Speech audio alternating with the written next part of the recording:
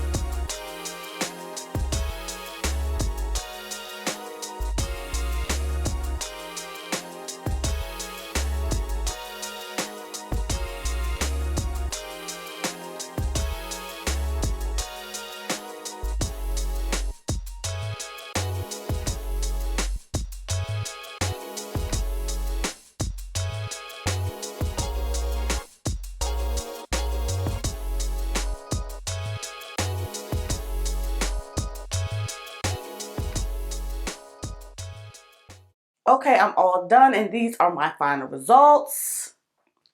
Let's talk about it. So of course, first I went in with the Honey's Handmade German Chocolate Cleansing Shampoo.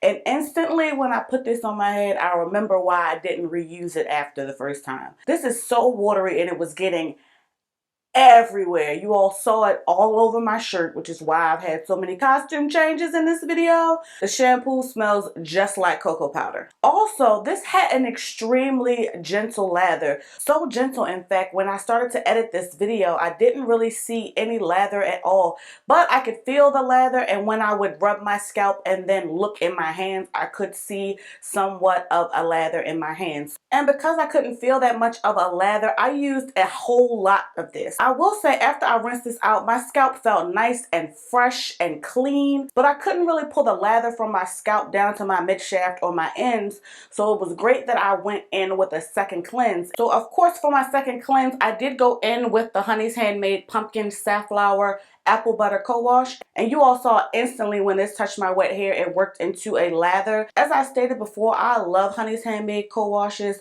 They're nice and slippery, they give me a good cleanse, and they don't make my hair feel squeaky clean or stripped or anything like that. This smelled like a McDonald's fresh hot apple pie, so I would highly recommend you all trying this, especially if you're into co-washing. And of course, once I rinsed the co-wash, I did go in with the Elderberry and Black Babassu Growth Enriched Hair Mask.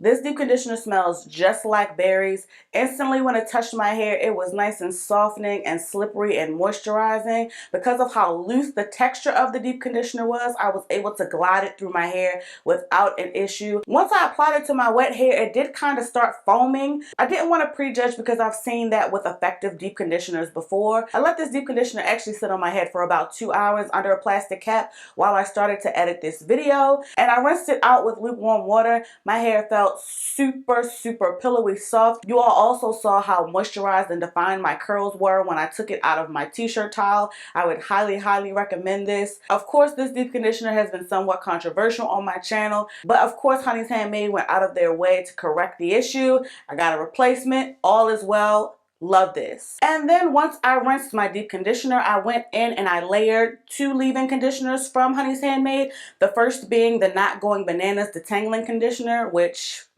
sadly I did finish.